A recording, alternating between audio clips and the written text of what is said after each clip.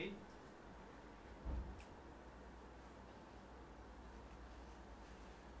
আসসালামু আলাইকুম প্রিয় শিক্ষার্থীরা, আশা করি তোমরা সবাই ভালো আছো, সুস্থ আছো। তোমাদের সবাইকে আজকে কিশোর বাতায়নের লাইভ ক্লাসে আমন্ত্রণ জানাচ্ছি। তোমরা আমাকে একটু জানিয়ে দাও যে সাউন্ড এবং ভিডিওটি ক্লিয়ার আছে কিনা।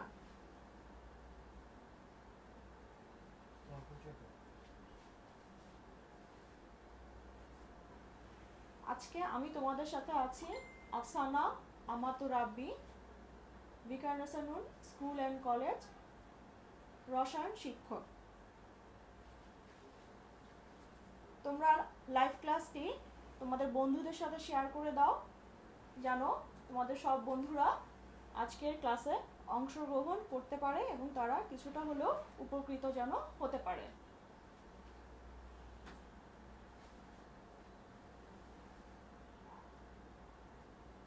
আচ্ছা, আমি সাউন্ড দেখছি, হ্যাঁ সাউন্ড ক্লিয়ার। অনেকেই জয়েন করেছো, সবার নাম হয়তো পড়তে পারছি না। মোহাম্মদ হাসান, মোহাম্মদ জোবায়ের, সুমন রাজ। আচ্ছা, আমি সাউন্ড অফ করে নেই। ওকে ম্যাম বলছো ফাইন সাকিব। আচ্ছা, তাহলে সাউন্ড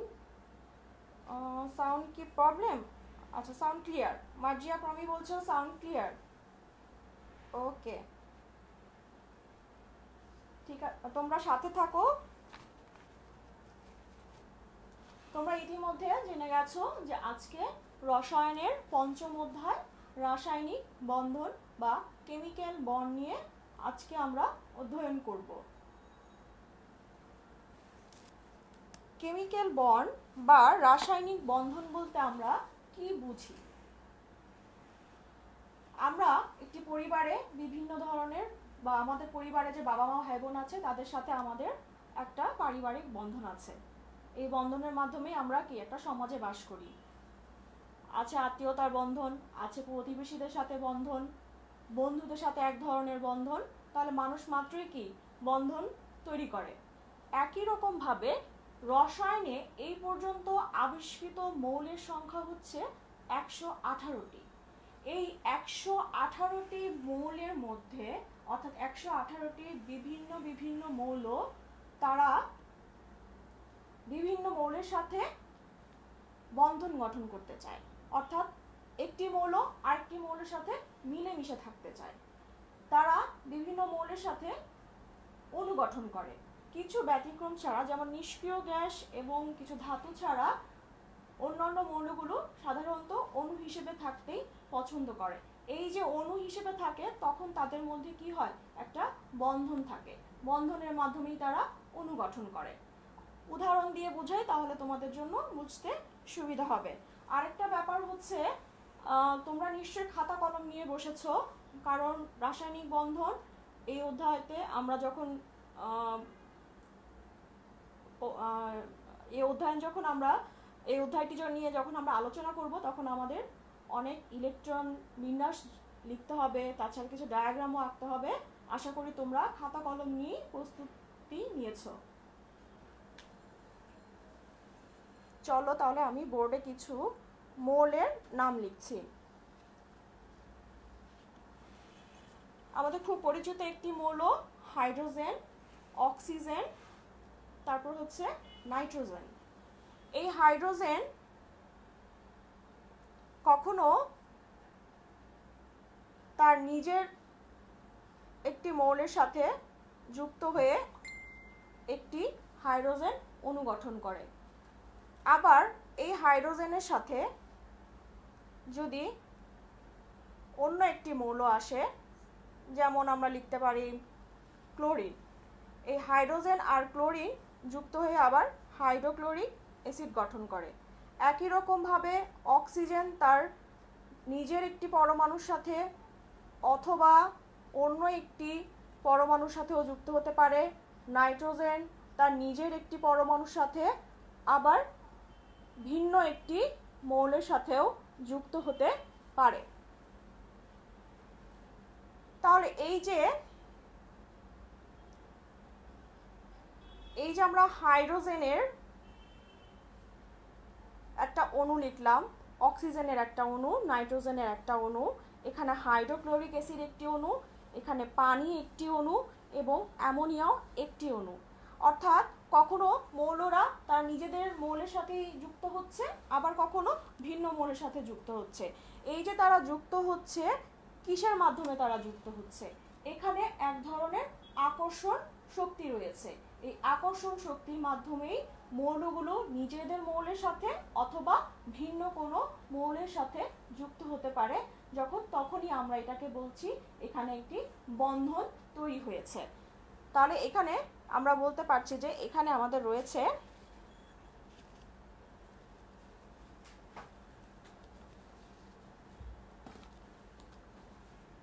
একটি আকর্ষণ শক্তি, এখানেও রয়েছে কি আকর্ষণ শক্তি, এখানেও রয়েছে একটা আকর্ষণ শক্তি, যে আকর্ষণ শক্তির মাধ্যমে হাইড্রোজেন হাইড্রোজেন যুক্ত হচ্ছে বা হাইড্রোজেন ক্লোরিন যুক্ত হচ্ছে। দুই অণু হাইড্রোজেন পরমাণুর সাথে দুটি হাইড্রোজেন পরমাণুর সাথে একটি অক্সিজেন পরমাণু যুক্ত হচ্ছে এবং একটি নাইট্রোজেন পরমাণুর সাথে তিনটি হাইড্রোজেন পরমাণু যুক্ত হয়ে অ্যামোনিয়া গঠন করেছে। অর্থাৎ প্রত্যেকটি বন্ধনের মধ্যেই রয়েছে একটি আকর্ষণ শক্তি। তাহলে কেমিক্যাল বন্ড বা রাসায়নিক বন্ধন কাকে বলে? তাহলে আমরা বলবো যে আকর্ষণ শক্তির মাধ্যমে দুটি অণু পরস্পরের সাথে যুক্ত থাকে তাকে আমরা বলছি রাসায়নিক বন্ধন বা কেমিক্যাল বন্ড। এখন এই রাসায়নিক বন্ধন বা কেমিক্যাল বন্ড পড়তে গেলে আমাদের যে ব্যাপারগুলো, বেসিক জিনিসগুলো জানতে হবে বা আমরা আজকের এই অধ্যায় থেকে যে শিখন ফলটা আমরা শিখতে পারবো সেটা হচ্ছে যোজ্যতা ইলেকট্রন, যোজনী, যোজনীর মধ্যে রয়েছে পরিবর্তনশীল যোজনী, সক্রিয় যোজনী, সর্বোচ্চ যোজনী, সুপ্ত যোজনী। এছাড়া আছে নিষ্ক্রিয় গ্যাসের স্থিতিশীলতা, এটা আমরা ব্যাখ্যা করতে পারবো বা জানতে পারবো। অষ্টক এবং 2-এর নিয়মও আমরা আজকে এই অধ্যায় থেকে জানতে পারবো।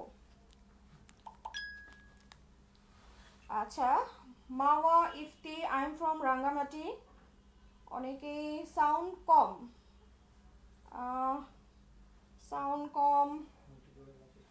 আচ্ছা আমি একটু জোরে বলার চেষ্টা করছি, আমাদের তো কিছু সীমাবদ্ধতা রয়েছেই।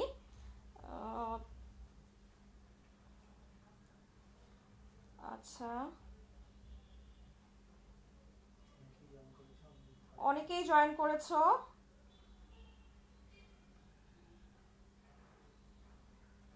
আচ্ছা, বলছো এটা কোন ক্লাস হচ্ছে? এটা 9-10-এর ক্লাস হচ্ছে, রসায়নের।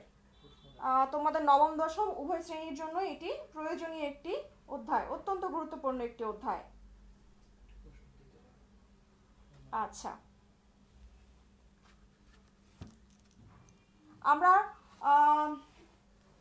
রসায়নের প্রথম দিকের অধ্যায়গুলো যখন পড়েছি সেখানে আমরা বিভিন্ন মৌলের নাম জেনেছি, প্রতীক শিখেছি, তারপরে রাসায়নিক ইলেকট্রন বিন্যাস শিখেছি, পারমাণবিক সংখ্যা জেনেছি এবং কোন মৌলের ধর্ম কেমন সেই সম্বন্ধে কিন্তু আমরা একটা ধারণা ইতিমধ্যে তোমরা জেনে নিয়েছো আশা করি। ওই জিনিসগুলোর উপরই ভিত্তি করে আজকের আমাদের এই অধ্যায়টি শুরু হবে, কারণ এখানে আমাদের ইলেকট্রন বিন্যাস লাগবে, মৌলের পারমাণবিক সংখ্যা লাগবে এবং মৌলের ধর্মগুলো কখনো কখনো আমাদের জানাটা খুবই জরুরি হয়ে যাবে। তাহলে চলো প্রথমেই যোজ্যতা ইলেকট্রন কি সেই সম্বন্ধে একটু আলোচনা করি, বা যোজ্যতা ইলেকট্রন বা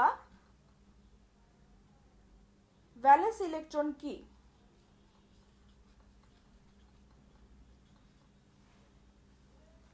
ম্যাগনেসিয়াম, ম্যাগনেসিয়াম কি? ম্যাগনেসিয়াম একটি ধাতু। ম্যাগনেসিয়ামের পারমাণবিক সংখ্যা কত?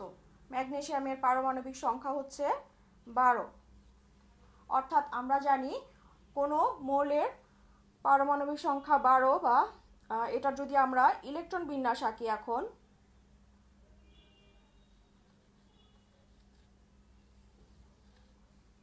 ম্যাগনেসিয়াম, তার নিউক্লিয়াস, প্রথম শক্তি স্তরে দুটি ইলেকট্রন থাকতে পারে, আমরা জানি, আমরা তৃতীয় অধ্যায়ে ইলেকট্রন বিন্যাস করেছি। তার পরবর্তী শক্তি স্তরে 8টি ইলেকট্রন থাকতে পারে।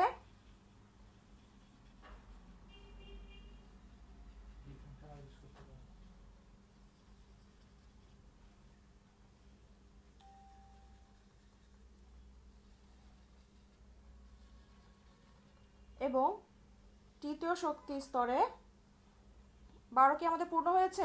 1 2 3 4 5 6 7 8 9 10, আমাদের আরো দুটি ইলেকট্রন আছে, সেই দুটি ইলেকট্রন যাবে তৃতীয় শক্তি স্তরে। এখানে একটি ইলেকট্রন দিলাম এবং এখানে একটি ইলেকট্রন দিলাম। তাহলে এটা হচ্ছে আমাদের প্রথম শক্তি স্তর। তারপর এটা হচ্ছে দ্বিতীয় শক্তি স্তর এবং এটি হচ্ছে তৃতীয় শক্তি স্তর। তাহলে ম্যাগনেসিয়ামের ক্ষেত্রে তৃতীয় শক্তি স্তর হচ্ছে তার সর্ববহিস্থ শক্তি স্তর। ম্যাগনেসিয়ামের সর্ববহিস্থ শক্তি স্তর হচ্ছে তৃতীয় শক্তি স্তর। এই তৃতীয় শক্তি স্তরে ইলেকট্রন কয়টি আছে? এই তৃতীয় শক্তি স্তরে ইলেকট্রন আছে এখানে একটি এবং এখানে একটি, অর্থাৎ 1 + 1, এখানে ইলেকট্রন আছে 2টি। তাহলে ম্যাগনেসিয়ামের যোজ্যতা ইলেকট্রন হচ্ছে 2টি। যোজ্যতা ইলেকট্রন আমরা এইভাবে বের করতে পারি।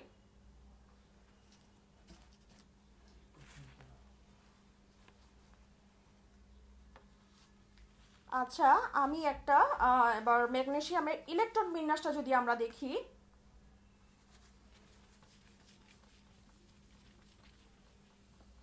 আশা করছি তোমরা সাথে সাথে খাতায় লিখে নিচ্ছ।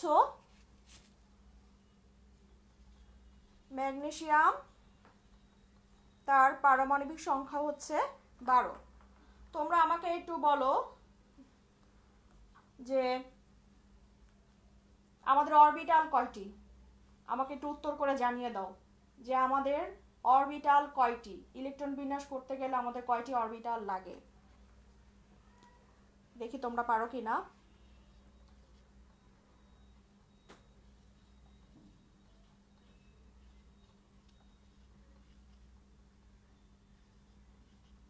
দুই 2 4 6 10 এবং আর 2 হচ্ছে 12।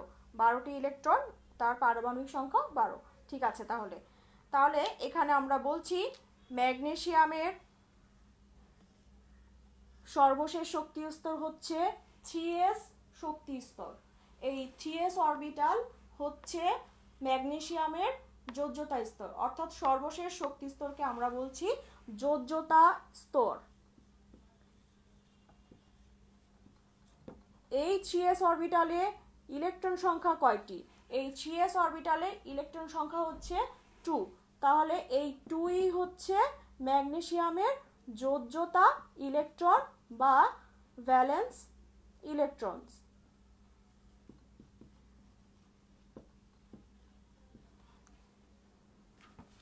অনেকে অ্যান্সার করেছো 4টি, উত্তর ঠিক।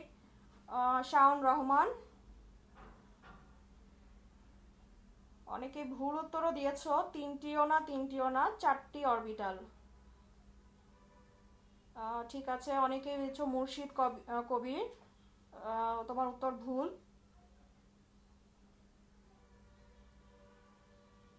সামিয়া সুলতানা, উত্তর ঠিক আছে। হ্যাঁ, অনেকেই পারছো, যারা এখনো পারছো না তারা অবশ্যই একটু শিখে নিবে। হ্যাঁ, মার্জিয়া মিশরি খুব সুন্দর করে বলেছো, 4টি SPDF, খুব সুন্দর উত্তর হয়েছে। ওকে, তাহলে আমরা আরেকটি মৌলের ইলেকট্রন বিন্যাস করি।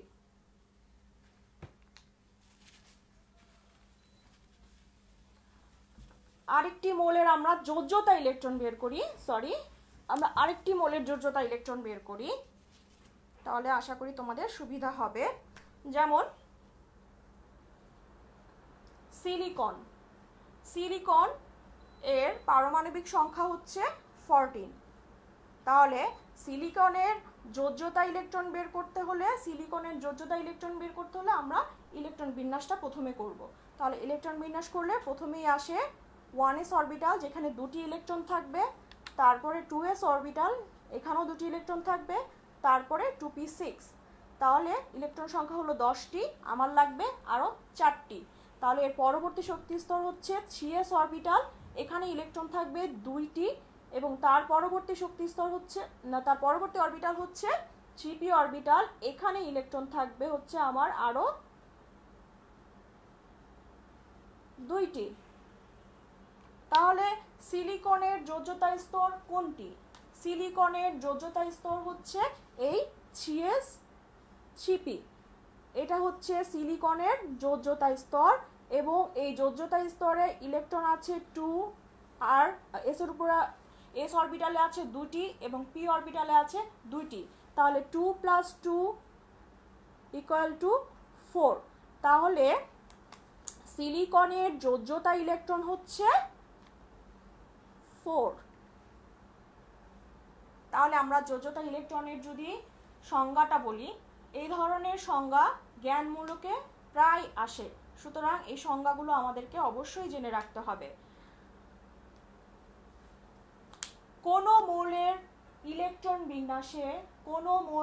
ইলেকট্রন বিন্যাসের সর্বশেষ শক্তি স্তরে যে কয়টি ইলেকট্রন বা ইলেকট্রন সমূহ থাকে সেই সংখ্যাকে আমরা বলছি যোজ্যতা ইলেকট্রন বা ভ্যালেন্স ইলেকট্রন। ওকে, এটাই ছিল আমাদের যোজ্যতা ইলেকট্রন। তোমাদের জন্য একটা প্রশ্ন এখন আমি দিচ্ছি, তাহলে আমি বুঝতে পারবো যে তোমরা বুঝতে পারছো কিনা। তোমরা আমাকে একটু জানিয়ে দাও যে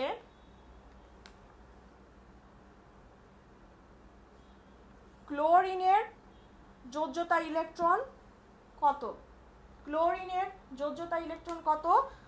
দেখি তোমরা উত্তর করে আমাকে একটু জানিয়ে দাও।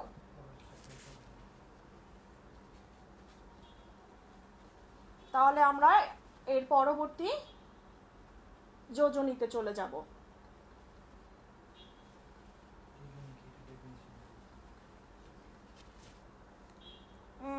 মার্জিয়া প্রমি লিখেছো 7। ওকে, দেখা যাক। 7। নার্গিস সজীব লিখেছো 7। হ্যাঁ, লুভা নাদিমও লিখছো 7। আচ্ছা, আমরা দেখি 7 কিনা। ক্লোরিন যোজ্যতা ইলেকট্রন বের করতে আমাদের অবশ্যই পারমাণবিক সংখ্যা জানতে হবে। ক্লোরিনের পারমাণবিক সংখ্যা 17। তাহলে এটার ইলেকট্রন বিন্যাস করলে আমাদের আসে 1s2, 2s2, 2p6, 3s2, 3p5, 10, 2 2 4 6 10, 2 12 আর 5 7। তাহলে সর্বশেষ বা যোজ্যতা স্তরে ইলেকট্রন আছে 2 + 5 = 7। হ্যাঁ, তোমাদের উত্তর সঠিক, অনেকে অ্যান্সার করেছে। তাহলে আশা করি তোমরা বুঝতে পেরেছ। শফিকুল ইসলাম, প্রমিলা দাস, উত্তর সঠিক হয়েছে। দাসনুভা খান, তোমার উত্তরও সঠিক হয়েছে। ওকে, তাহলে আমরা চলো আমাদের পরবর্তী যে ধাপ, পরবর্তী যোজনীতে আমরা চলে যাই।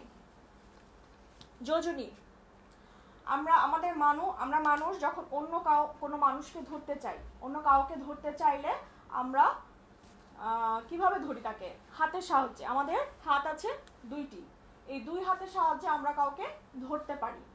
এটাই হচ্ছে অন্য মানুষকে ধরার ক্ষমতা। তেমনি এই যে 118টি মৌল আছে, আমাদের রসায়নে যে 118টি মৌল আছে, এই মৌলেরও বলেছি একটি মৌল অন্য একটি মৌলের সাথে যুক্ত হয়ে থাকতে চায়। এই যে তারা একজন আরেকজনের সাথে যুক্ত হয়ে থাকবে বা তারা যে বন্ধন গঠন করবে, তারা কিসের মাধ্যমে করবে? কোন ক্ষমতার ভিত্তিতে করবে? হ্যাঁ, তারা যে ক্ষমতার ভিত্তিতে একটি পরমাণু আরেকটি পরমাণুর সাথে যুক্ত হয়, সেটাই হচ্ছে মৌলের যোজনী। তাহলে মৌলের যোজনী আমরা কি বলবো? অনুগঠন করলে দুটি পরমাণু যখন পরস্পরের সাথে যুক্ত হওয়ার ক্ষমতাকে আমরা বলছি তার যোজনী। যোজনীর সংজ্ঞা অনেকভাবেই দেওয়া যায়, অনেকভাবেই দেওয়া আছে। তা আমরা প্রথমে যেভাবে দিব সেটা হচ্ছে হাইড্রোজেন এবং ক্লোরিন পরমাণুর উপর ভিত্তি করে আমরা যোজনীর সংজ্ঞাটা দিতে পারি, যেটাকে পরিমাণগতভাবে বলা হয়। কথাগুলো বুঝতে অনেক অসুবিধা হতে পারে, আমরা একটা উদাহরণ দিই তাহলে বুঝতে সুবিধা হবে। এখানে আমি কিছু যৌগ লিখছি।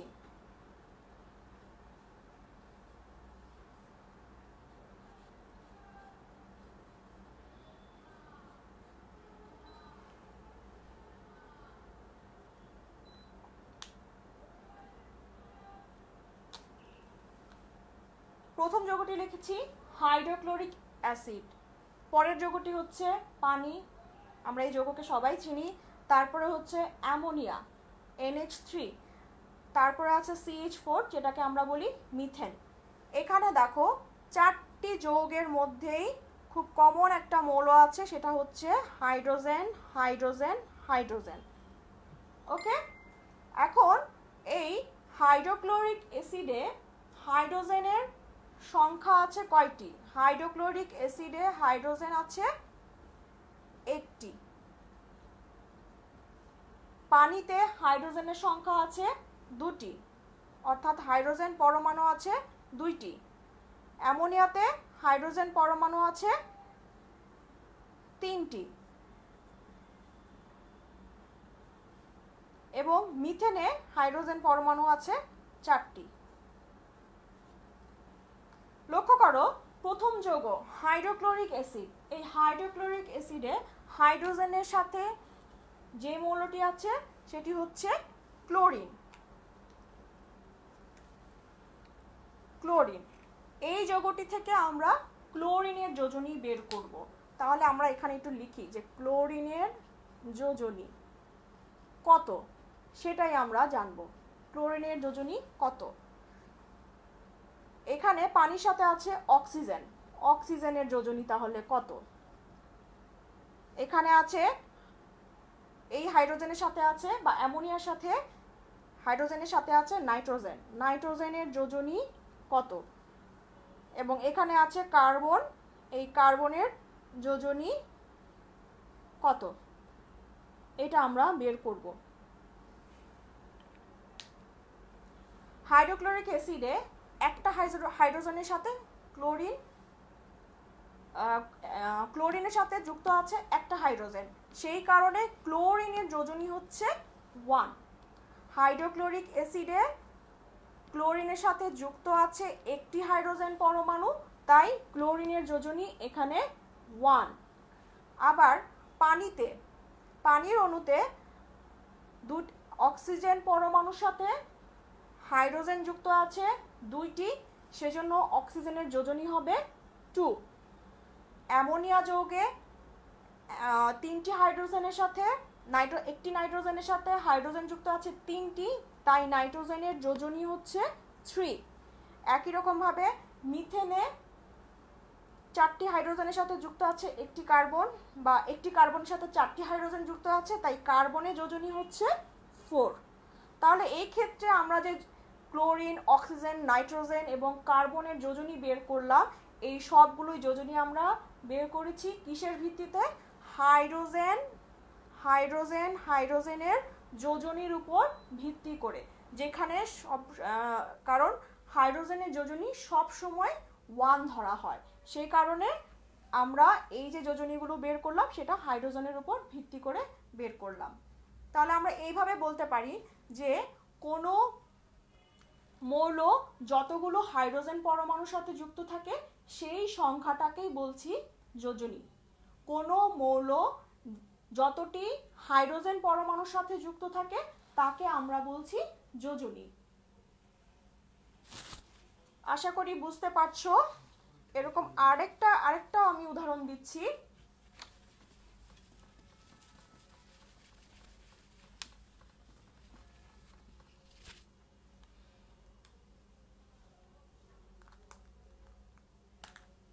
Sodium chloride, calcium chloride, gold trichloride. এখানে যে কমন মৌলটি আছে সবার সাথে, সবগুলো যৌগের সাথে কমন যে মৌলটি আছে সেটা হচ্ছে ক্লোরিন আছে, এখানে আছে, এখানেও আছে। এখানে সোডিয়ামের সাথে ক্লোরিন আছে একটি, এখানে ক্যালসিয়ামের সাথে ক্লোরিন আছে দুইটি, এখানে গোল্ডের সাথে ক্লোরিন আছে তিনটি। তাই এখানে সোডিয়ামের যোজনী হচ্ছে 1 এবং এই যোগে ক্যালসিয়াম ক্লোরাইডে ক্লোরিন আছে ক্যালসিয়ামের সাথে 2টি, তাই ক্যালসিয়ামের যোজনী 2 এবং ট্রাইক্লোরাইড গোল্ড ট্রাইক্লোরাইডে 3টি ক্লোরিন আছে, গোল্ডের সাথে ক্লোরিন আছে 3টি, তাই গোল্ডের যোজনী হচ্ছে 3। তাহলে এখানে কি, এখানে আমরা ক্লোরিনের উপর ভিত্তি করে যোজনীগুলো বের করলাম। তাহলে আমরা যোজনী সংজ্ঞাটা এভাবেও বলতে পারি যে কোনো মৌলের সাথে যতটি হাইড্রোজেন পরমাণু এবং যতটি ক্লোরিন অথবা যতটি ক্লোরিন পরমাণু যুক্ত থাকে সেই সংখ্যাটাকেই বলছি আমরা যোজনী বা ভ্যালেন্সি। আশা করি তোমরা বুঝতে পারছো। তোমরা আমাকে তোমাদের জন্য আরেকটা প্রশ্ন আমি দিতে চাচ্ছি, তাহলে আমি বুঝতে পারবো যে তোমরা বুঝতে পারছো কি না।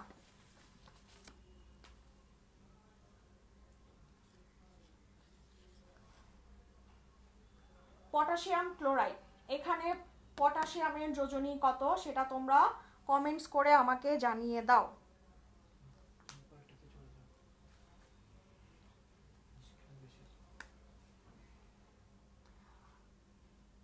যোজনী 4 ধরনের হয়ে থাকে, তার মধ্যে একটি যোজনী হচ্ছে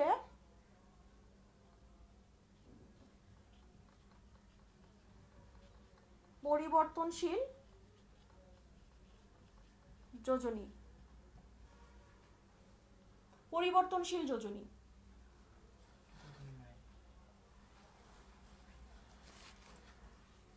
অ্যান্সার করেছো তোমরা, দেখতে পাচ্ছ অনেকে অ্যান্সার করেছো। আচ্ছা,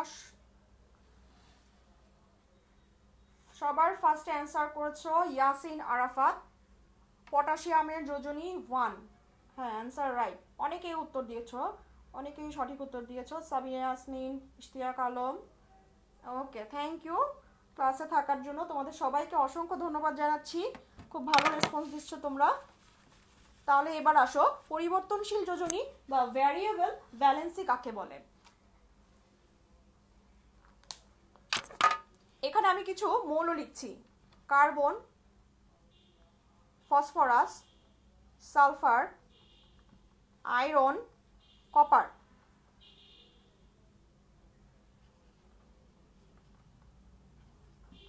এবং এখানে তার যোজনীগুলো আমি লিখছি।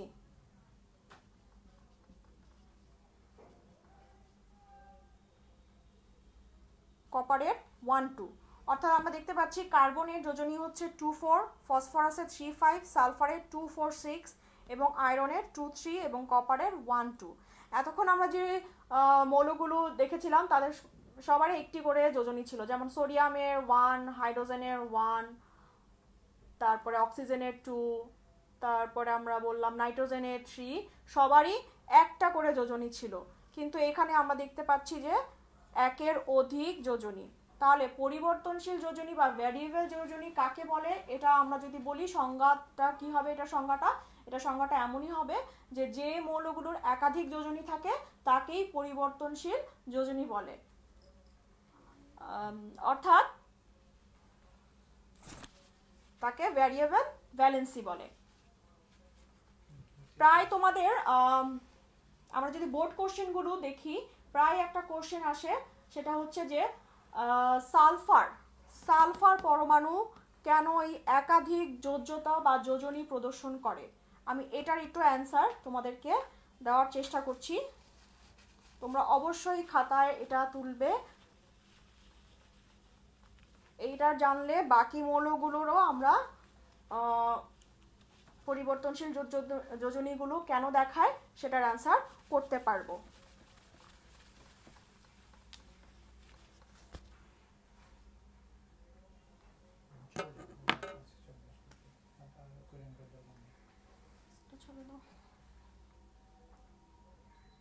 আমরা এতদিন জেনেছি যে আমাদের অরবিটাল হচ্ছে 4টি। আর একটু এখান থেকে লিখি,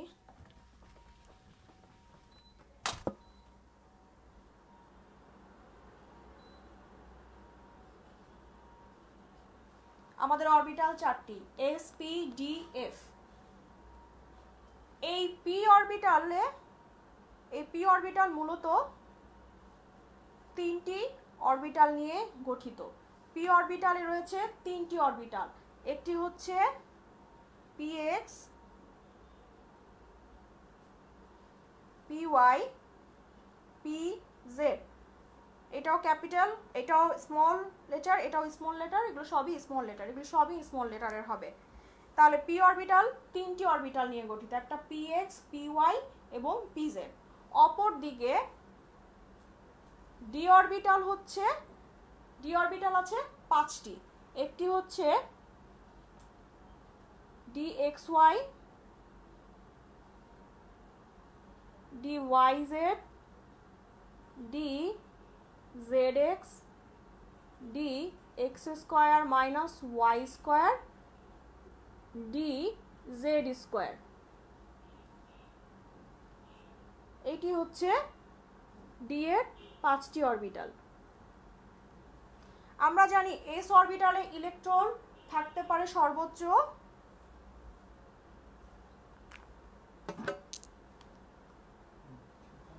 2টি, পি অরবিটালে আছে 6টি, ডি অরবিটালে থাকে 10টি, এফ অরবিটালে থাকে 14টি। এই যে পি অরবিটালে 6টি ইলেকট্রন থাকে, কিন্তু আমরা এখন বলছি পি অরবিটাল আছে 3টি, তাহলে এই 6টি অরবিটাল কিভাবে এখানে বিন্যস্ত থাকবে? প্রত্যেকটি অরবিটালে এখানে 2টি করে ইলেকট্রন থাকতে পারে। এই px এ ইলেকট্রন থাকবে 2, py তেও 2 এবং pz এও 2। তাহলে এগুলো সবগুলো যোগ করলে কিন্তু আমার পিতে 6টা ইলেকট্রনই হয়। সেই ক্ষেত্রে ইলেকট্রনগুলো থাকার একটা নিয়ম আছে। ইলেকট্রনগুলি প্রথমে সবগুলোতে একমুখীভাবে প্রবেশ করে, অর্থাৎ ঘড়ির কাঁটার দিকে প্রবেশ করবে।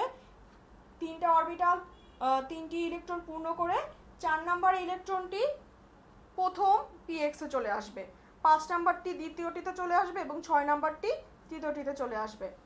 অর্থাৎ প্রত্যেকটিতে 2টি করে ইলেকট্রন থাকবে, কিন্তু প্রথমে সবাই একটি করে ইলেকট্রন ধারণ করবে, পরবর্তীতে পরবর্তী ইলেকট্রনগুলো ধাপে ধাপে px, py, pz এভাবে ক্রম অনুসারে বসবে। একই রকম ভাবে ডি অরবিটালের ক্ষেত্রেও dxy 2টি ইলেকট্রন থাকতে পারে, dyz এ 2টি, এখানেও 2টি, এখানেও 2টি, এখানেও 2টি।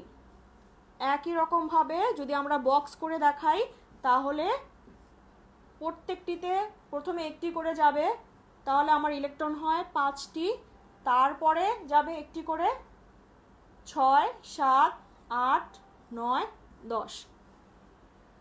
অর্থাৎ একটি ঘড়ি কাঁটার দিকে থাকে, আরটি হচ্ছে ঘড়ি কাঁটার বিপরীতে থাকে।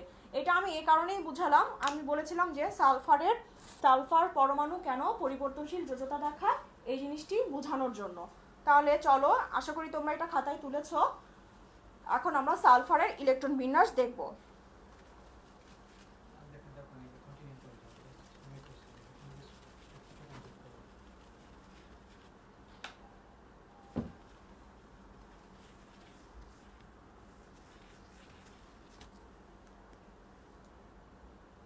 সালফার, যার পারমাণবিক সংখ্যা হচ্ছে 16, সাধারণভাবে তার ইলেকট্রন হচ্ছে 1s2, 2s2, 2p6, 3s2, 3p4, 2 2 4 6 10 12 2 16।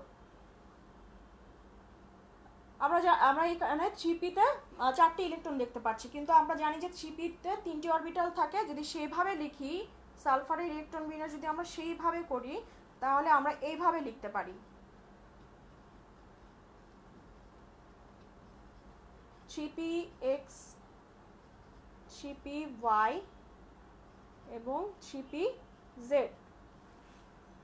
তাহলে ইলেকট্রন আছে 4টি, প্রথমে সবগুলিতে একটি করে যাবে, কিন্তু একটি করে গেলে এখানে 3টি হয়, তাহলে আরেকটি ইলেকট্রন কোথায় যাবে? এই আরেকটি ইলেকট্রন এই px এ চলে আসবে, তখন এই 1 হয়ে যাবে 2।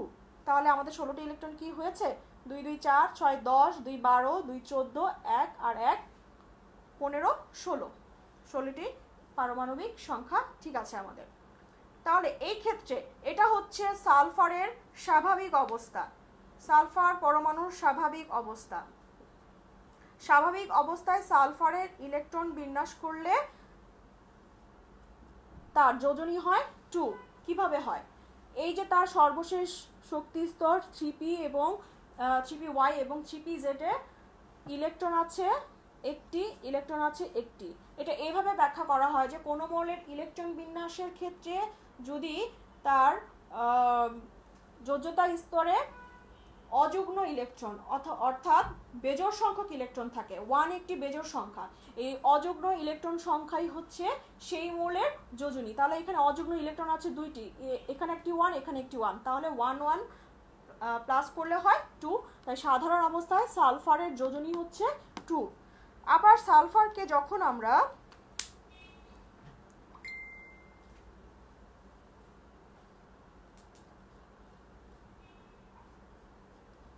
কি স্টার চিহ্ন মানেটা বুঝতে পারছি?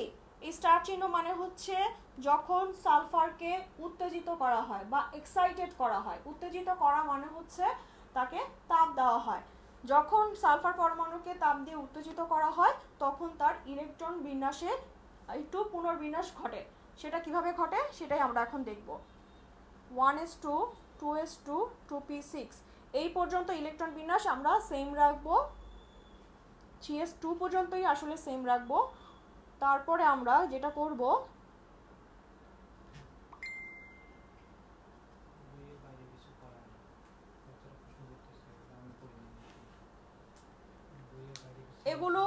এগুলো এই ধরনের প্রশ্ন আমাদের বিগত বোর্ড কোশ্চেনে ছিল বিধায় আমি তোমাদেরকে এটা একটু বুঝিয়ে দিচ্ছি।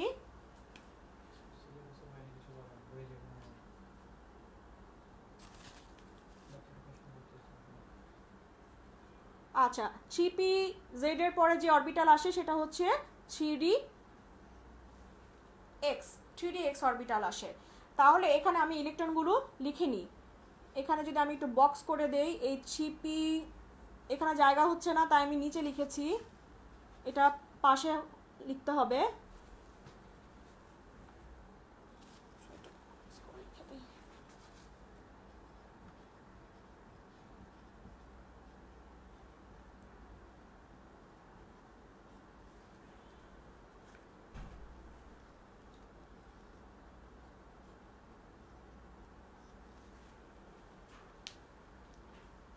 এই যে এখানে যে p অরবিটালে দুইটি ইলেকট্রন ছিল, এই দুটি ইলেকট্রন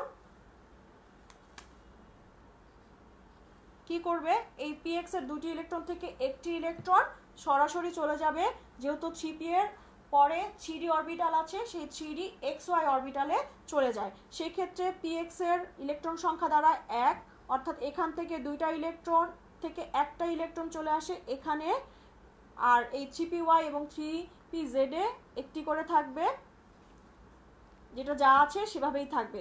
তাহলে এখানে অযুগ্ম ইলেকট্রনের সংখ্যা বা বেজোড় সংখ্যক ইলেকট্রন হচ্ছে 4টি, 1 2 3 4। তাহলে এখানে আমরা এবার লিখে দিই 4টি। এক্ষেত্রে সালফারের যোজনী হচ্ছে 4। আবার যদি সালফারকে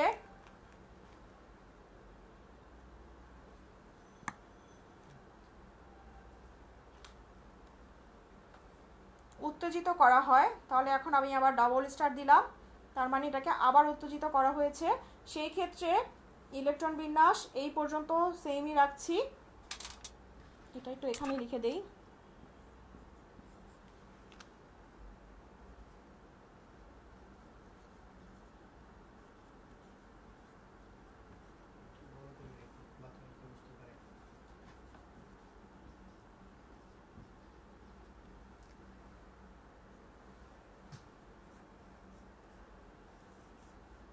থ্রি পি এর তিনটি অরবিটাল px py pz এবং d অরবিটালের এখানে দুটি অরবিটাল আছে 3dxy 3dyz।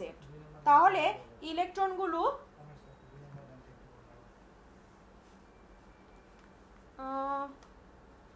তোমরা কি বুঝতে পারছো? ইয়াসিন আরফাত বলছো দ্বিতীয় লাইনটি আবার বোঝান। আচ্ছা, দ্বিতীয় লাইনটি এটা সালফারের স্বাভাবিক অবস্থায় ইলেকট্রন বিন্যাস করেছি আমরা। এক্ষেত্রে আমরা বলেছি যে পি অরবিটালের তিনটি অরবিটাল আছে 3px 3py 3pz। তাহলে এই তিনটি অরবিটালে ইলেকট্রনগুলো কিভাবে থাকবে? তাহলে ইলেকট্রন এখানে আছে 4টি, প্রথমে সবগুলোতে একটি করে ইলেকট্রন যাবে। আচ্ছা, এখানে আমি একটা বক্স করে দেই তাহলে সুবিধা হবে। অর্থাৎ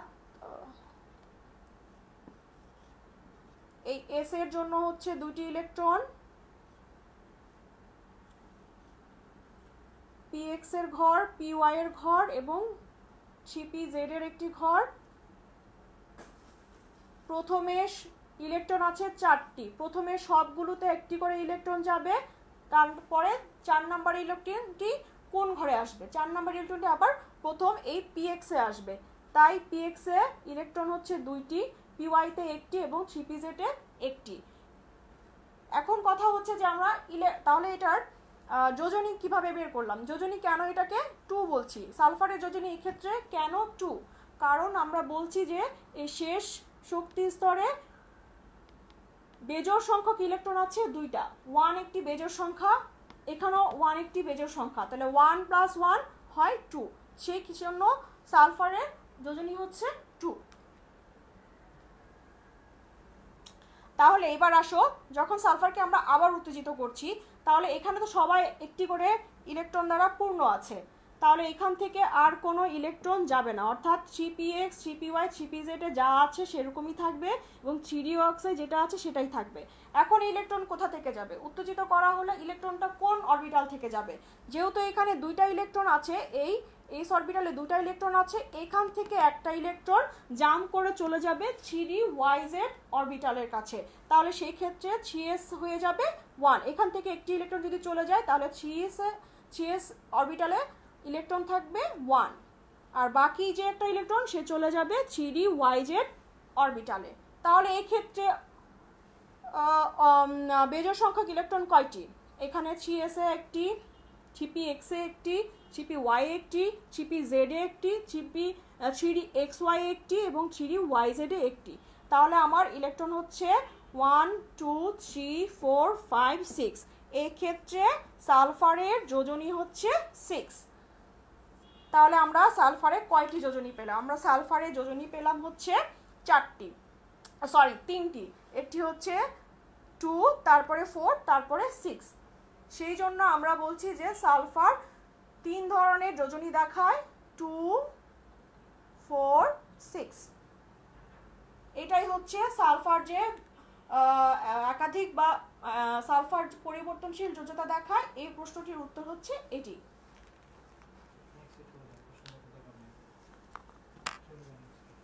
ওকে,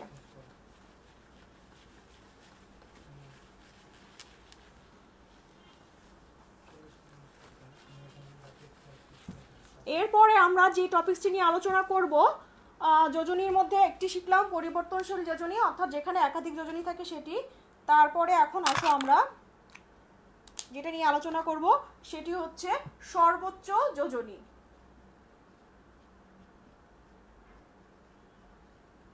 বা হাইয়েস্ট যোজনী।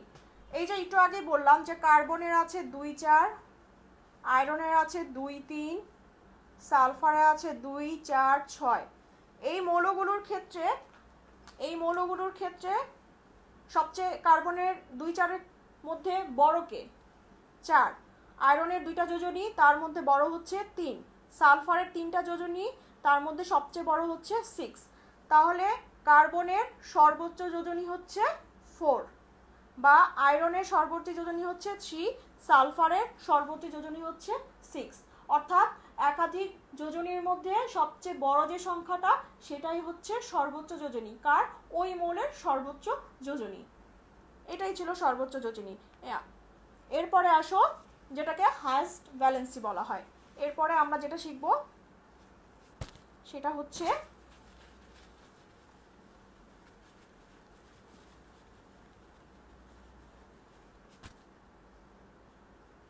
সুপ্ত যোজনী বা ল্যাটেন্ট ভ্যালেন্সি। আমি একটু ইংলিশ নামগুলো ব্যবহার করছি, যদি তোমরা অনেকেই ইংলিশ ভার্সনের স্টুডেন্ট থাকো সে কারণে। এই সুপ্ত যোজনী বা ল্যাটেন্ট ভ্যালেন্সি কাকে বলে সেটা হচ্ছে, আচ্ছা তার আগে আমরা আরেকটা শিখবো, সেটা হচ্ছে একটু ভুল হয়ে গেল, সক্রিয় যোজনীটা একটু শিখে নিই, তাহলে আমাদের সুপ্ত যোজনী বের করতে পারবো, নাহলে আমরা সুপ্ত যোজনী বের করতে পারবো না। সক্রিয় যোজনী যেটাকে বলছি আমরা অ্যাক্টিভ ভ্যালেন্সি। অ্যাক্টিভ ভ্যালেন্সি সেটা আবার কি? ফসফরাসের 2টি যৌগ, ফসফরাস ট্রাইক্লোরাইড যখন PCl3 এবং ফসফরাস পেন্টাক্লোরাইড যখন PCl5। এটা হচ্ছে ফসফরাস পেন্টাক্লোরাইড, এটা হচ্ছে ফসফরাস ট্রাইক্লোরাইড। এই দুইটা যৌগের মধ্যে আমরা আগেই বলেছিলাম যে ফসফরাসের যোজনী হচ্ছে 3 এবং 5। তাহলে এই যৌগের ক্ষেত্রে ফসফরাসের যোজনী হচ্ছে 3। এই যৌগের ক্ষেত্রে ফসফরাসের যোজনী হচ্ছে 3। ফসফরাস ট্রাইক্লোরাইড যৌগের মধ্যে ফসফরাসের যোজনী হচ্ছে 3। অপরদিকে ফসফরাস পেন্টাক্লোরাইডে ফসফরাসের যোজনী হচ্ছে 5। তাহলে এই যৌগটিতে ফসফরাসের যে যোজনীটা সক্রিয় আছে বা অ্যাক্টিভ আছে সেটাই হচ্ছে এই যৌগের ওই মোলের সক্রিয় যোজনী। ফসফরাস পেন্টাক্লোরাইডে ফসফরাসের যোজনী 5, তাহলে এখানে ফসফরাসের অ্যাক্টিভ ভ্যালেন্সি বা সক্রিয় যোজনী হচ্ছে 5। এখন আসো সুপ্ত যোজনী, যেটাকে আমরা বললাম ল্যাটেন্ট ভ্যালেন্সি। এটা বের করতে আমাদের যেটা লাগবে, আবারও নিলাম ফসফরাস ট্রাইক্লোরাইড। এখন আমরা যদি ফসফরাসের সুপ্ত যোজনী বের করি, তাহলে আমাদের ফসফরাসের সর্বোচ্চ যোজনী থেকে আমরা ফসফরাসের সক্রিয় যোজনীকে বিয়োগ করব। সর্বোচ্চ যোজনী, ফসফরাসের সর্বোচ্চ যোজনী থেকে বিয়োগ করব ফসফরাসের সক্রিয় যোজনী। কোন যৌগের ক্ষেত্রে? এই ফসফরাস পেন্টাক্লোরাইড যৌগের আমরা ফসফরাসের সুপ্ত যোজনী বের করব। তাহলে এখানে সর্বোচ্চ যোজনী আমরা জানি, ফসফরাসের সর্বোচ্চ যোজনী ফসফরাসের যোজনী ছিল দুইটা, 3 and 5। আর তাহলে ফসফরাসের সর্বোচ্চ যোজনী বা হাইয়েস্ট ভ্যালেন্সি হচ্ছে 5। আমরা এখানে 5 লিখে ফেলবো। এটার থেকে আমরা বিয়োগ করব তার সক্রিয় যোজনী। এই যৌগটার ক্ষেত্রে ফসফরাসের সক্রিয় যোজনী কত? এই যৌগটার ক্ষেত্রে ফসফরাসের সক্রিয় যোজনী হচ্ছে 5। তাহলে -5, 5 - 5 = 0, অর্থাৎ ফসফরাসের সুপ্ত যোজনী হচ্ছে 0 বা 0।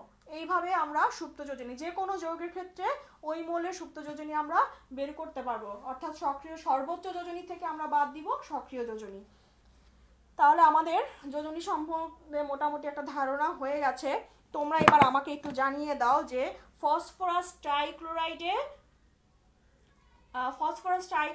ফসফরাসের সুপ্ত যোজনী কত? তাহলে আমি বুঝতে পারবো তোমরা বুঝতে পারছো কি না।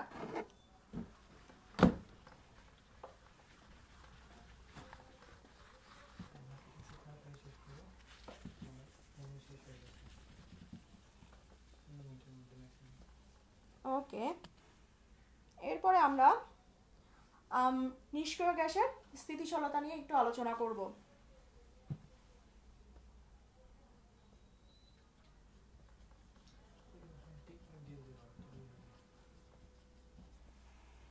আমাদের যোজিত ইলেকট্রন হয়ে গেছে।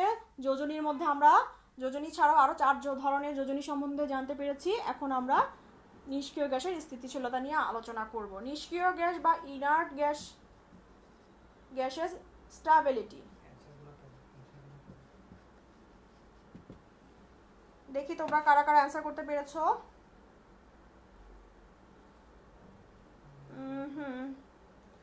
মানসুরাস সুরাত সবার আগে অ্যান্সার করেছো 2। হ্যাঁ, তোমার উত্তর সঠিক হয়েছে। অনেকে অ্যান্সার করেছো ফাতেমা জোহরা, কানিস ফাতেমা, রুকু বিলকিস, সবার উত্তর সঠিক হয়েছে।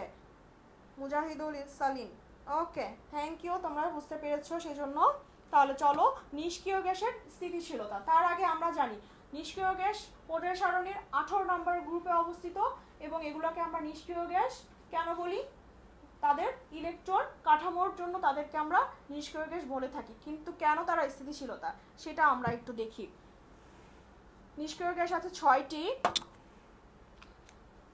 হিলিয়াম, নিয়ন, আর্গন, ক্রিপ্টন, জেনন, রেডন, হিলিয়ামের পারমাণবিক সংখ্যা 2, নিয়নের 10, আর্গনের 18, ক্রিপ্টনের 36, জেননের 54, রেডন 86। আমরা সর্বপ্রথমে এদের ইলেকট্রন বিন্যাস দেখব। এখানে হবে 1s2,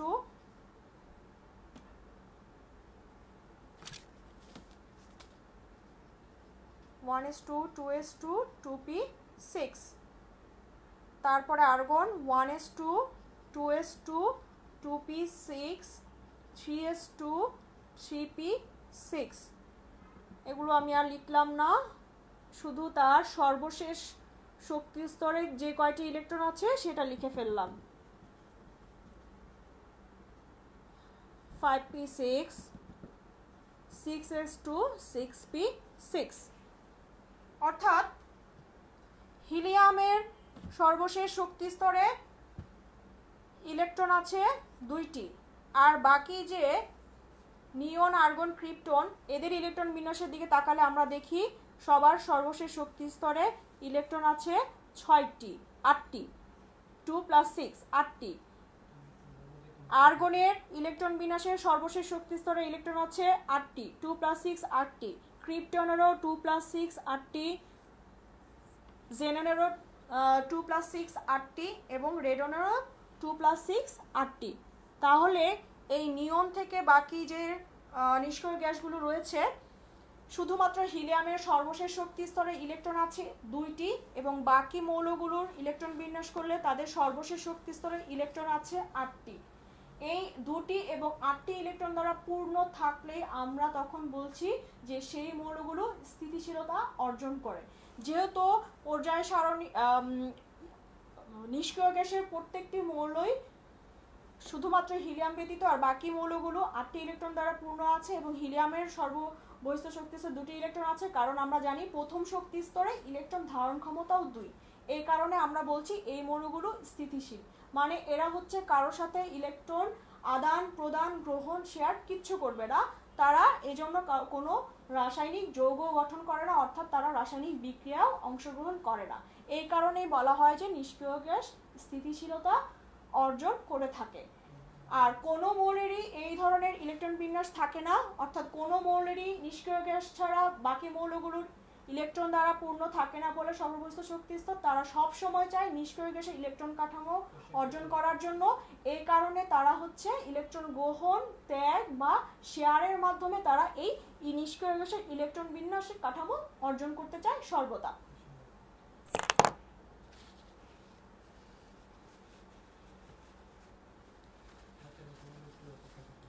আচ্ছা, এবার আসো অক্টেট নিয়ম কি।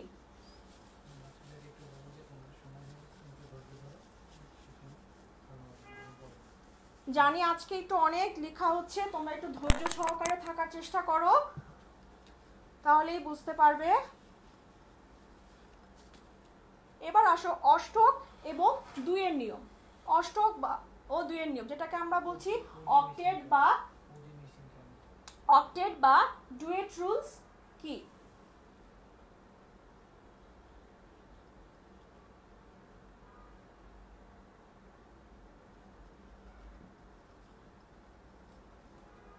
আমরা একটা কার্বন যদি 4টা হাইড্রোজেনের সাথে বিক্রিয়া করে তখন সেখানে মিথেন তৈরি হয়। এই যে মিথেন তৈরি হয়, মিথেনের ইলেকট্রন মিথেনের মধ্যে কার্বনের ইলেকট্রন বিন্যাস করলে আমরা পাই 1s2, 2s2, 2p2। তাহলে কার্বনের সর্বশেষ শক্তি স্তরে ইলেকট্রন আছে 2 + 2 অর্থাৎ 4টি। এখন একটু আগেই বললাম যে এখানে তার সর্বশেষ বহিস্থ শক্তি স্তরে 8টি ইলেকট্রন পূর্ণ হতে হলে এখানে আমার ইলেকট্রন লাগবে আরো 4টি, তার 4টি ইলেকট্রন ঘাটতি রয়েছে। এই ক্ষেত্রে কার্বন এই 4টি ইলেকট্রন ত্যাগও করতে পারতো, কিন্তু এখানে 4টি ইলেকট্রন ত্যাগ করতে অনেক বেশি শক্তির প্রয়োজন, সে কারণে সে ত্যাগ করে না। সে কি করে, এই 4টি ইলেকট্রন অন্য কোনো মৌলের কাছ থেকে নিতে চায়। তাহলে এখানে এই 4টি ইলেকট্রন কার্বন 4টি ইলেকট্রন কোথা থেকে পাবে? যেহেতু কার্বনের সাথে এখানে 4টি হাইড্রোজেন আছে, সে চেষ্টা করে যে 4টি হাইড্রোজেনের থেকে একটি ইলেকট্রন নিজে গ্রহণ করতে। হাইড্রোজেনের ইলেকট্রন বিন্যাস করলে দাঁড়ায় 1s1। তাহলে হাইড্রোজেনের যদি নিষ্ক্রিয় গ্যাসের কাঠামো অর্জন করে হিলিয়ামের মতো কাঠামো অর্জন করতে চায়, তাহলে এখানেও তার ইলেকট্রন লাগে হচ্ছে একটি। আমরা যদি চিত্রের মাধ্যমে বুঝাই তোমাদের কাছে এটা আরো সহজ হবে। কার্বন কার্বন আমি একটু এখানে আঁকি তাহলে বুঝতে সুবিধা হবে। কার্বনের নিউক্লিয়াস, তারপরে তার প্রথম শক্তি স্তর যেখানে 2টি ইলেকট্রন থাকবে,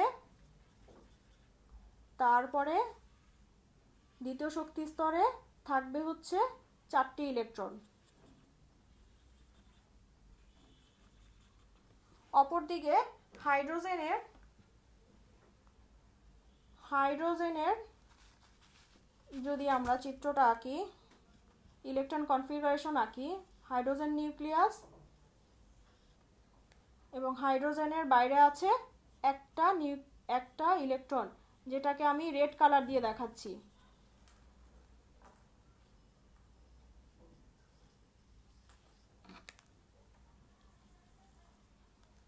লালটা হচ্ছে হাইড্রোজেনের ইলেকট্রন। হাইড্রোজেনের সর্ববহিস্থ শক্তি স্তরে ইলেকট্রন আছে একটি, এই হচ্ছে সেই একটি ইলেকট্রন। যেহেতু কার্বনের সাথে 4টি হাইড্রোজেন যুক্ত, এই 4টি হাইড্রোজেন যুক্ত আছে, তাহলে এই কার্বনের যে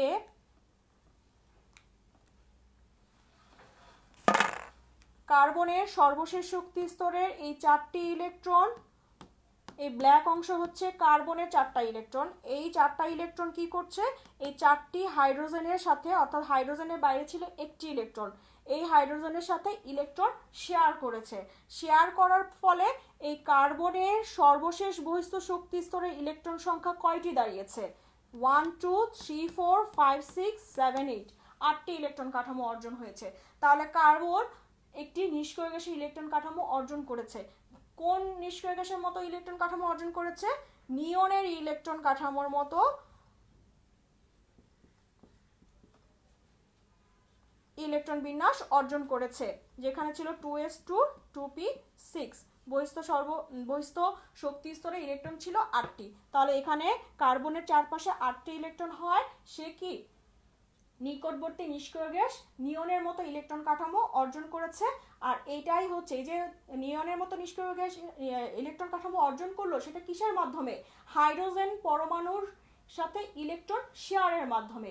এইটাই হচ্ছে অষ্টক নিয়ম, অর্থাৎ কোন মৌলের সর্বশেষ শক্তি স্তরে নিষ্ক্রিয় গ্যাসের মতো ইলেকট্রন বিন্যাস অর্জন করাটাই হচ্ছে অষ্টক নিয়ম, অর্থাৎ 8টি ইলেকট্রন পূর্ণ থাকাই হচ্ছে অষ্টক নিয়ম। হাইড্রোজেনের ক্ষেত্রে কি অষ্টক নিয়ম পালিত হয়েছে মিথেন যৌগে? না, কারণ হাইড্রোজেনের বাইরে আছে মাত্র 2টি ইলেকট্রন। হাইড্রোজেনের বাইরে আছে, প্রত্যেকটি হাইড্রোজেনের বাইরে আছে 2টি করে ইলেকট্রন, 2টি করে ইলেকট্রন, 2টি করে ইলেকট্রন, 2টি করে ইলেকট্রন। হাইড্রোজেন কিন্তু অষ্টক কাঠামো অর্জন করেনি। এই মিথেন যৌগে কার্বন হচ্ছে অষ্টক কাঠামো অর্জন করেছে। ওকে, এরপরে আচ্ছা, এটা থাকলে এই আমি এই উদাহরণের সাহায্যেই 2-এর নিয়মটা তোমাদেরকে দেখিয়ে দিচ্ছি। 2-এর নিয়ম বা ডুয়েট রুলসটা কি? আগে বলা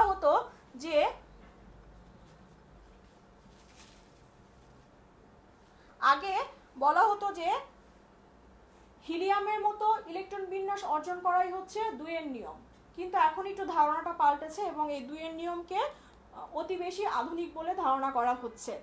এই মিথেন যৌগে কার্বনের বাইরে 4টি ইলেকট্রনের ঘাটতি রয়েছিল, সে কারণে সে কি করেছে? 4টি হাইড্রোজেনের সাথে ইলেকট্রন শেয়ার করে তার বহিস্থ শক্তি স্তরে 8টি ইলেকট্রন কাঠামো অর্জন করেছে, নিষ্ক্রিয় গ্যাসের মতো ইলেকট্রন কাঠামো অর্জন করেছে। কিন্তু হাইড্রোজেনের কিন্তু অষ্টক কাঠামো গঠন হয়নি, হাইড্রোজেনের বাইরে আছে মাত্র 2টি ইলেকট্রন। 2-এর নিয়ম এটাই বলছে যে কোনো অনুগঠনকালে যে কোনো পরমাণুর সর্ববহিস্থ শক্তি স্তরে এক বা একাধিক জোড়া ইলেকট্রনকেই বলছি আমরা দুইয়ের নিয়ম। তাহলে মিথেন যৌগে কি দুইয়ের নিয়ম পালিত হয়? হ্যাঁ, মিথেন যৌগেও দুইয়ের নিয়ম পালিত হয়। কিভাবে? আমরা বলছি যে দুইয়ের নিয়ম হচ্ছে যে কোনো মোলের সর্ববহিষ্ঠ শক্তি স্তরে এক জোড়া ইলেকট্রন। তাহলে এখানে খেয়াল করো, প্রত্যেকটি হাইড্রোজেনের সর্ববহিষ্ঠ শক্তি স্তরে এক জোড়া ইলেকট্রন আছে, এখানেও এক জোড়া ইলেকট্রন আছে, এখানেও এক জোড়া ইলেকট্রন আছে, এখানেও এক জোড়া ইলেকট্রন আছে। তাহলে হাইড্রোজেন মৌলের সর্ববহিষ্ঠ শক্তি স্তরে এক জোড়া ইলেকট্রন।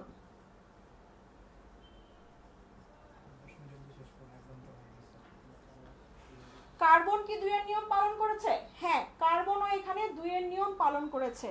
আমি বলেছি দুইয়ের নিয়মে বলা হচ্ছে যে অনুগঠনকালে যে কোনো পরমাণুর বাইরে এক বা একাধিক জোড়া। তাহলে কার্বনের বাইরে কত জোড়া ইলেকট্রন আছে? কার্বনের বাইরে 4 জোড়া ইলেকট্রন আছে। এখানে এক জোড়া, এখানে এক জোড়া, দুইটা, 3 জোড়া, 4 জোড়া। অর্থাৎ কার্বনের সর্ববহিষ্ঠ শক্তি স্তরে 4 জোড়া ইলেকট্রন আছে। তাহলে এই মিথেন যৌগে কার্বন এবং হাইড্রোজেন উভয়ই দুইয়ের নিয়ম অনুসরণ করে, কিন্তু অষ্টক নিয়মে শুধুমাত্র কার্বন অষ্টক নিয়ম পালন করেছিল বা অনুসরণ করেছিল, কিন্তু হাইড্রোজেন করেনি। নিশ্চয়ই তোমরা ক্লিয়ার হয়েছো ব্যাপারটি সম্বন্ধে।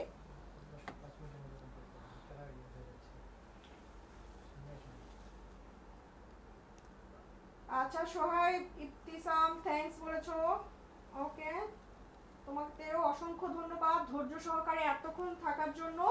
ইনশাআল্লাহ আমরা পরবর্তী ক্লাসে যে ব্যাপারগুলো তোমরা বুঝতে পারোনি বা এর পরবর্তী আমরা পড়ায় চলে যাব নেক্সট ক্লাসে।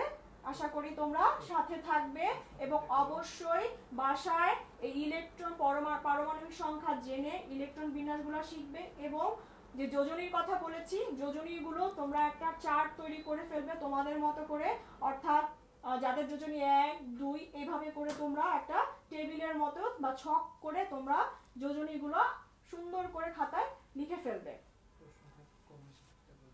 আর তোমাদের কোনো প্রশ্ন থাকলে অবশ্যই তোমরা কমেন্টস বক্সে প্রশ্ন করবে, ইনশাআল্লাহ আমি চেষ্টা করব তোমাদের উত্তরগুলি দেওয়ার জন্য। সবাই বাসায় ভালো থাকবে, সুস্থ থাকবে এবং পড়াশোনাও চালিয়ে যাবে। ইনশাআল্লাহ সামনে আবার দেখা হবে। সবাই ভালো থেকো, সুস্থ থেকো, আল্লাহ হাফেজ।